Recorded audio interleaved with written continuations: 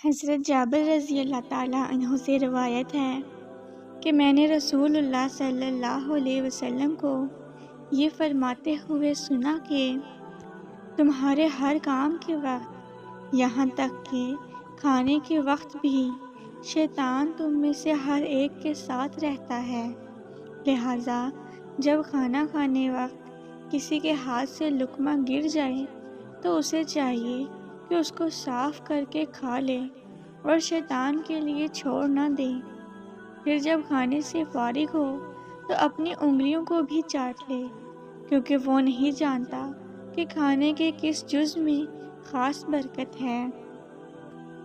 حدیث کے آخری حصہ میں تو کھانے کے بعد انگلیوں کو چاٹ کر صاف کر لینے کی ہدایت فرمائی گئی ہے، جس کے بارے میں ابھی اوپر عرض کیا جا چکا ہے، اور ابتدائی حصہ میں فرمایا گیا ہے کہ اگر کھاتے وقت کسی کے ہاتھ سے لقمہ گر جائے تو اس کو مستغنا اور متکبر لوگوں کی طرح نہ چھوڑ دے، بلکہ ضرورت مند اور قدردان بندہ کی طرح اس کو اٹھا لے، اور اگر نیچے گر جانے کی وجہ سے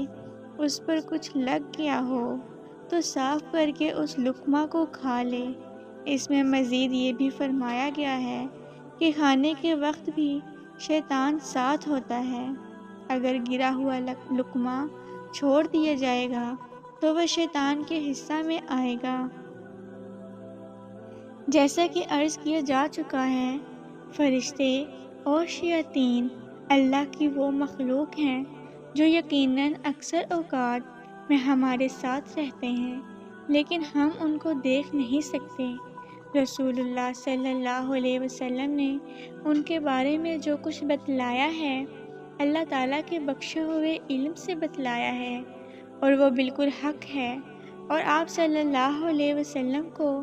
کبھی کبھی ان کا اس طرح مشاہدہ بھی ہوتا تھا جس طرح ہم اس دنیا کی مادی چیزوں کو دیکھتے ہیں، جیسا کہ بہت سی احادیث سے معلوم ہوتا ہے۔ اس لیے ایسی حدیثوں کو جن میں مثلاً کھانے کے وقت شیاطین کے ساتھ ہونے اور کھانے پر اللہ کا نام نہ لیا جائے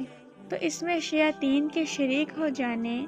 یا گرے ہوئے لقمہ کا شیطان کا حصہ ہو جانے کا ذکر ہے، تو ان حدیثوں کو مجاز پر محمول کرنے کی بالکل ضرورت نہیں۔ حضرت شاہ ولی اللہ نے اس حدیث کی شرح کرتے ہوئے میں یہ واقعہ بیان فرمایا کہ ایک دن ہمارے ایک دوست شاگرد یا مرید ہمارے ہاں آئے، ان کے لیے کھانا لایا گیا۔ وہ کھانا کھا رہے تھے کہ ان کے ہاتھ میں سے ایک ٹکڑا گر گیا اور لڑک کر زمین میں چلا گیا۔ انہوں نے اس کو اٹھا لینے کی کوشش کی اور اس کا پیچھا کیا، مگر وہ ان سے اور دور ہوتا چلا گیا، یہاں تک کہ جو لوگ وہاں موجود تھے اور اس تماشے کو دیکھ رہے تھے انہیں اس پر تعجب ہوا، اور وہ صاحب جو کھانا کھا رہے تھے انہوں نے جدوجہد کر کے آخرکار اس کو پکڑ لیا اور نوالا بنا لیا۔ چند روز کے بعد کسی آدمی پر ایک جنی شیطان مسلط ہو گیا اور اس آدمی کی زبان سے باتیں کی، اور ہمارے اس مہمان دوست کا نام لے کر یہ بھی کہا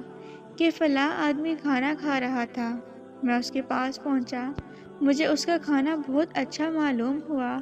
مگر اس نے مجھے نہیں کھلایا، تو میں نے اس کے ہاتھ سے اچک لیا اور گرا دیا، لیکن اس نے مجھ سے پھر چھین لیا۔ اس سلسلہ میں دوسرا واقعہ اپنے گھر ہی کا شاہ صاحب نے یہ بیان فرمایا ہے کہ ایک دفعہ ہمارے گھر کے کچھ لوگ گاجریں کھا رہے تھے، ایک گاجر ان میں سے گر گئی، ایک آدمی اس پر جھپٹا اور اس نے جلدی سے اٹھا کر اس کو کھا لیا۔ تھوڑی ہی دیر بعد اس کے پیٹ اور سینہ میں سخت درد اٹھا، پھر اس پر شیطان یعنی جن کا اثر ہو گیا، تو اس نے اس آدمی کی زبان میں بتایا کہ اس آدمی نے میری گاجر اٹھا کر کھا لی تھی۔ یہ واقعات بیان فرمانے کے بعد شاہ صاحب نے لکھا ہے کہ اس طرح کے واقعات ہم نے باکثرت سنے بھی ہیں، اور ان سے ہمیں معلوم ہو گیا ہے کہ احادیث میں جن میں کھانے پینے کے سلسلہ میں شیاطین کی شرکت اور ان کے افعال و تصریفات کا ذکر آیا ہے مجاز کے قبیلہ سے نہیں ہیں، بلکہ جو کچھ بتلایا گیا ہے وہی حقیقت ہے۔